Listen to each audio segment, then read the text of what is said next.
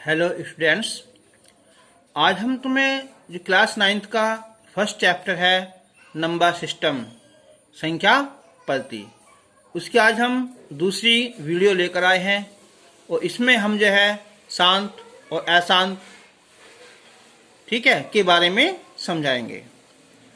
तो अब पहला पॉइंट लेंगे हम यहाँ कि शांत दशमलव प्रसार ये क्या होता है, इनके टर्मिनेटिंग डेसिमल एक्सपेंशन। कि जब हम किसी संख्या को मान लो p है, दूसरी संख्या इनके q से विभाजित करते हैं, कुछ चरणों के पश्चात दशमलव प्रसार शांत मतलब अर्थात शेषफल शून्य हो जाता है या शून्य आ जाता है। शांत बिल्कुल कहते हैं कोई चुपचाप बैठ जाता है, यानी कि परिणाम उसका शून्य आ जाता है नीचे, ठीक है, शेषफल शून्य आता है। फिर देख लो कि जब हम किसी संख्या से भाग करते हैं और उसका जो शेषफल है वो शून्य आ जाता है, तो इस प्रकार की संख्या को हम शांत दशमलव प्रसार कहते हैं, यानी शांत दशमलव संख्या कहते हैं। अब जैसे हमने 41/8 है, अब हम इसे डिवाइड करेंगे, हम इसे 41 को 8 से, देखो यहाँ तो क्या आएगा 8 पंजे 40, एक बचा, पॉइंट लगा लिया, जो उतार ली, फिर 8 एकन 8, 2 बच गया, फिर जो उतार ली, 8 दूनी 16, 4 बचा, जो उतार ली, 8 पंजे 40। अब जो शेषफल बचा वो 0 आया, तो जब शेषफल 0 आ गया इसे कहेंगे हम शांत दशमलव। याद हुआ कि जब हम किसी संख्या को की संख्या से डिवाइड करेंगे, यानी कि अगर हम p को q से डिवाइड करते हैं और उसका जो शेषफल है वो शून्य आता है, तो इसे हम कहते हैं शांत दशमलव, इनके टर्मिनेटिंग डेसिमल कहते हैं। अब एक आता है यहाँ अशांत दशमलव आवर्ती, क्या होता है, देखो नाम देखो अशांत। अशांत मतलब क्या हुआ कि जिसका जो ये है शेषफल वो 0 ना आए, इनके वो अशांत रहे, शांत ना बैठे बल्कि बार बार चलता रहे, और आवर्ती कहते हैं बार बार।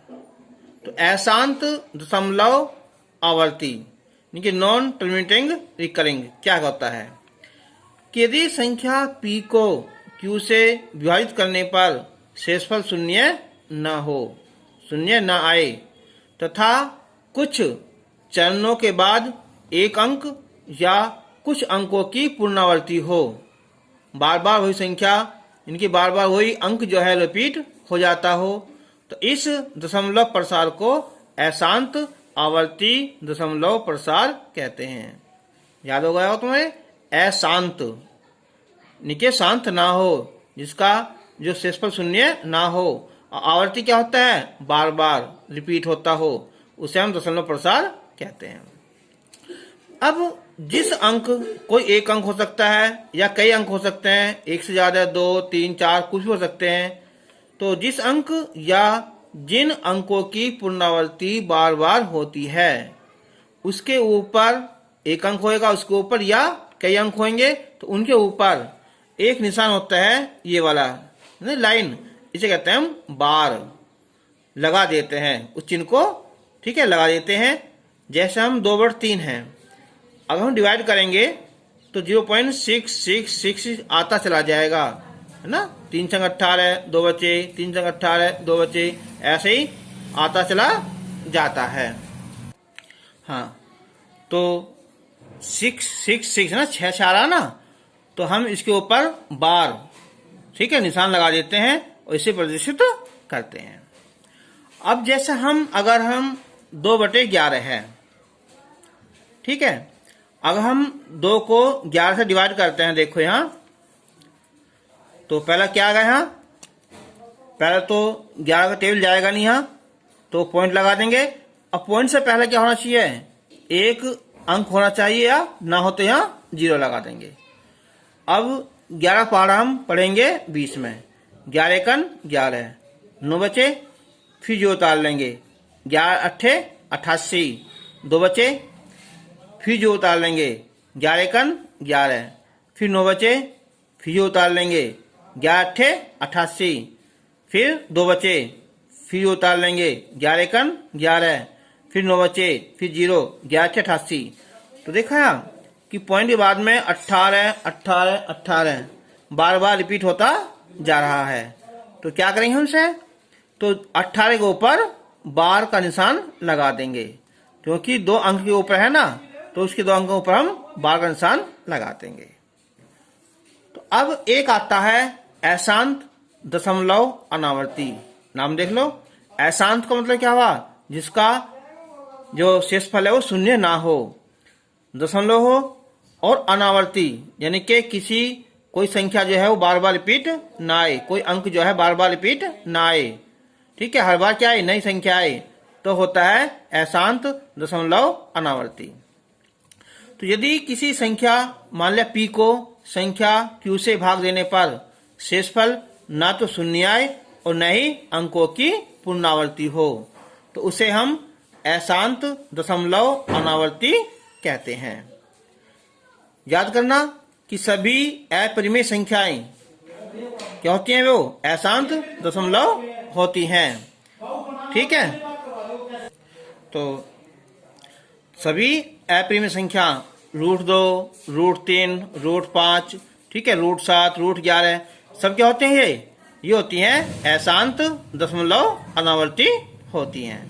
जैसे √2 है ना, अगर इसका वर्गमूल निकालेंगे तो 1.4142135623, यानी कि कोई संख्या ऐसा नहीं जैसे कि यहाँ 41 है तो 41 आया हो, या 414 हो फिर दोबारा 414 आया हो, ऐसी कोई भी संख्या बार बार रिपीट नहीं हो रही, तो क्या ये अनावर्ती है। ठीक, तो हमने 3 संख्या पढ़ी 3 बार। ये एक तो कौन सी पढ़ी हमने यहाँ, ये कि शांत कौन सी होती है, कि जब हम किसी संख्या को दूसरी संख्या से डिवाइड करते हैं तो क्या होता है, अगर उसका जो रिमाइंडर है, जो रिमाइंडर है, इनके क्या है, जो उसका ये शेषफल है वो 0 आ जाए, तो होती है वो शांत दशमलव प्रसार होता है। अगर 0 ना आए लेकिन क्या होता है, कोई एक अंक या 2 या 3 अंक, कुछ भी अंक जो है वो बार बार रिपीट होते चले जाते हो, तो होता है हमारा अशांत दशमलव आवर्ती कहते हैं। मैंने बताया था जैसे कि 2/3 है तो क्या आएगा 0.666, यानी कि 0.6 के ऊपर हम बार ये निशान लगा देते हैं। या 2/11 है, जो डिवाइड करा हमने अभी देखो यहाँ, तो 18 18 18 बार बार रिपीट हो रहा है, तो हो जाएगा यहाँ 0.18, तो क्या हुआ, ये आवर्ती हुआ। अब आता है अशांत दशमलव अनावर्ती। तो कब, कि यदि किसी संख्या p को संख्या q से भाग देने पर शेषफल ना तो शून्य आए और ना ही अंकों की पुनरावृत्ति हो, तो उसे हम अशांत दशमलव अनावर्ती कहते हैं। सभी अपरिमेय संख्याएं √2 हो, √3 हो, √5 हो, 7 हो, कुछ भी हो, वे सब क्या होती है, हमारी अशांत दशमलव अनावर्ती होती हैं। जैसे कि मैंने बताया था क्या चीज है, ये √2, तो इसकी वैल्यू होती है 1.4142, ऐसा चली जाती है। ठीक है, तो ये कभी कोई ऐसी संख्या बार बार रिपीट नहीं हो रही, कोई ऐसा ग्रुप, तो क्या होता है, वो अशांत अनावर्ती होता है। अब हमने एक एग्जाम्पल लिया है यहाँ कि निम्नलिखित को दशमलव रूप में लिखो तथा ज्ञात करो कि प्रत्येक संख्या में दशमलव किस प्रकार का है। 3 प्रकार थे ना, शांत दशमलव, अशांत दशमलव आवर्ती और अशांत दशमलव अनावर्ती, ये थे 3 टाइप के। तो 1/8, तो हम जब 1 को 8 से डिवाइड करेंगे तो पहले तो लगा देंगे हम यहाँ पॉइंट, क्योंकि 8 का टेबल जो है 1 में नहीं जाता। पॉइंट लगाने के बाद क्या होगा, यहाँ हम 0 उतार लेंगे, और पॉइंट के बाद कोई अंक होना जरूरी है, ना हो तो हम 0 लगा देंगे। तो 8 एकन 8, 10 में से 8 जाएंगे, 2 बचे 0, 8 दूनी 16, 4 बचे फिर 0, 8 पंजे 40, शेषफल 0 आया। जब शेषफल 0 आएगा हमारा, तो क्या हो जाएगा हमारा, ये शांत दशमलव। तो ये 1/8 क्या है? ये शांत दशमलव प्रसार का है। अब है एक 4/13, यानी 4 को हम 13 से डिवाइड करेंगे। ठीक है, तो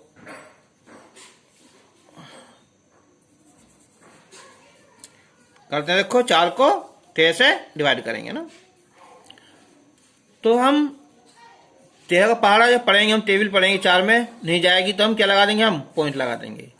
पॉइंट से पहले क्या होना चाहिए? 0 होना जरूरी है। ठीक है, तो अब हम 13 3 39, 1 बचा। अब उतारेंगे आगे से 0। 13 का टेबल 10 में नहीं जाएगा तो हम 0 लगा देंगे। फिर अगला अंक उतार लेंगे 0, 100 हो जाएगा। 13 7 91, 91। अब बचे 9।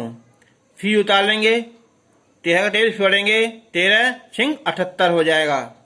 ये बचेगा हमारा 12। फिर 0 उतार लेंगे। देखो नहीं, पॉइंट के बाद जो है कितनी 0 उतारते चले जाओ हर बार। तो 13 निम्मा होते हैं 117, बचे 3। फिर 0 उतार लेंगे, 30। 13 दूनी 26, बचे 4। फिर 0 हो जाएगा 40। 33 39, फिर 1 बचा। फिर 0 उतार लेंगे, फिर टेबल नहीं जाएगी, फिर 0 लगा देंगे और अगला अंक फिर उतार लेंगे। 33 7 91, 9 बचा। फिर 0, 13 78, फिर 12 बचे। फिर 0 उतार लेंगे। 13 निम्मा 117, 3 बचे 0। 13 दूनी 26, फिर 4 बचा। ऐसा चलता रहेगा। तो यहाँ संख्या जो है ना 30 76 92 और 30 76 92, ये संख्या हमारी बार बार रिपीट होती जा रही है।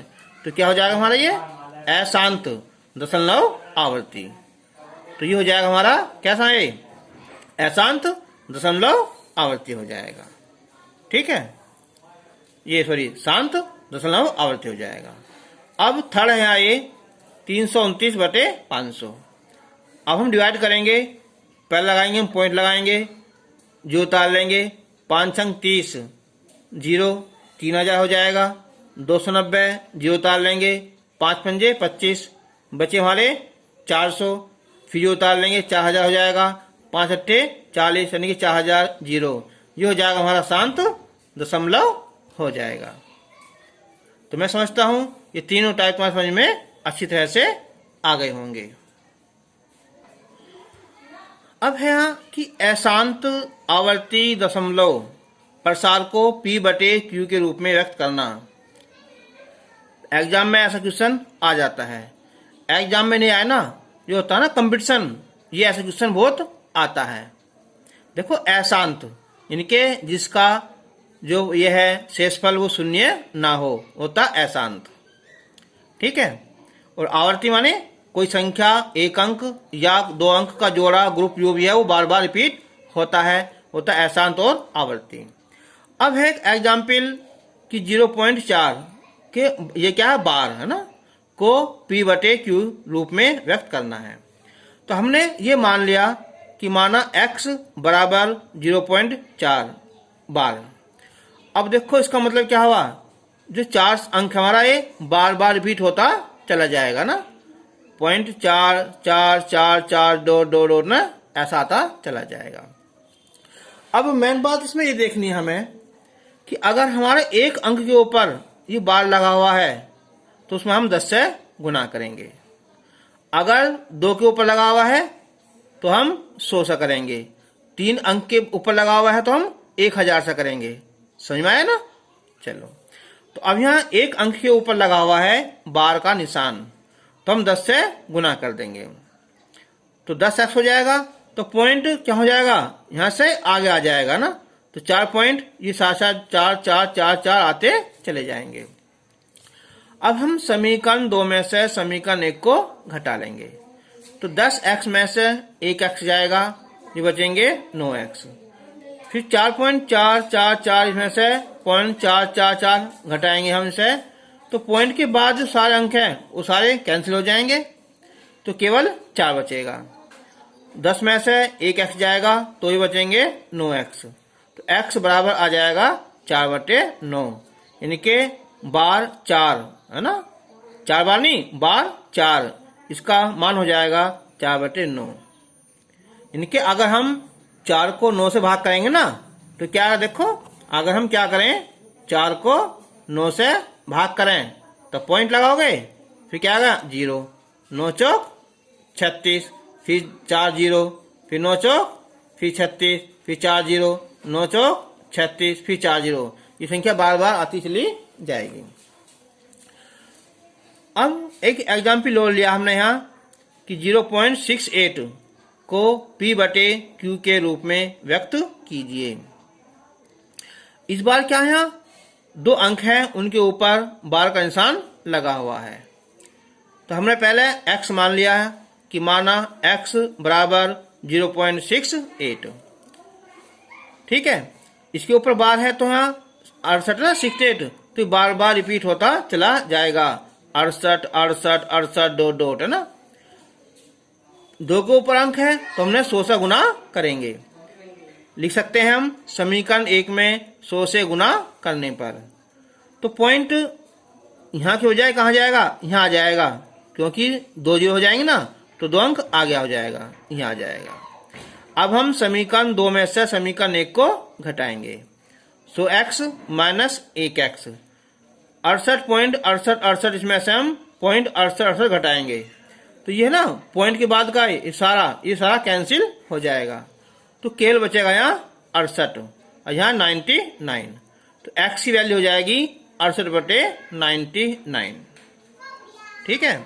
तो ये थोड़ा समझ में आ गया होगा ना। तो हम अब नेक्स्ट वीडियो में इसी टॉपिक पर अगली वीडियो लेकर आएंगे। तब तक के लिए गुड बाय।